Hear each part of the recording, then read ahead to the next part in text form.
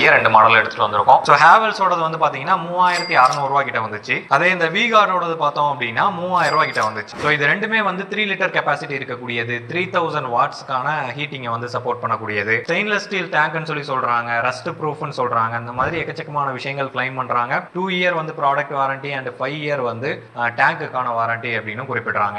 ரெண்டுத்துலயுமே copper இருக்கக்கூடிய heating coil தான் வந்து போட்டிருக்காங்க அண்ட் ரெண்டுமே வந்து ஸ்டெயின்லெஸ் ஸ்டீல் டேங்க் தான் வந்து போட்டிருக்காங்க. ஸோ இந்த பைப்பிங்கை பொறுத்த வரைக்கும் ஹேவல்ஸ் இது பெட்டரா இருக்கு, இது வந்து கொஞ்சம் சுமாரா தான் இருக்கு. அண்ட் இந்த த்ரெட் வந்து இந்த V-Guard ஒரு இதுல ப்ராப்ளமா இருக்கு. இங்க வந்து பிளாஸ்டிக் த்ரெட் தான் கொடுத்திருக்காங்க. பில்ட் குவாலிட்டியை பொறுத்த வரைக்கும் ஹேவல்ஸ் பெட்டரா இருக்குன்னு சொல்லுவேன். எலக்ட்ரிக்கல் கேபிளிங் ரெண்டுத்துலயுமே குவாலிட்டியான கேபிள் தான் வந்து போட்டிருக்காங்க. அண்ட் இண்டிகேஷன் லைட்டை பொறுத்த வரைக்கும் ஹேவல்ஸ்ல பெட்டரா இருக்குன்னு சொல்லுவேன். ஏன்னா அந்த விசிபிலிட்டி வந்து நல்லா தெரிகிற மாதிரி கொடுத்திருக்காங்க. ஹீட்டிங்கை பொறுத்த வரைக்கும் V-Guard வந்து குயிக்காவே ஹீட் ஆயிருது. ஹேவல்ஸை பொறுத்த வரைக்கும் ஒரு அரை நிமிஷம் டிஃபரன்ஸ் வந்து இருக்கு. ஸோ இந்த 2 ப்ராடக்ட்டும் நான் டெய்லியும் யூஸ் பண்ணிக்கிட்டு தான் இருக்கேன். 2-3 வாரமா யூஸ் பண்றேன். நல்லா தான் இருக்கு. லிங்க் வேணும்னு நினைச்சீங்கன்னா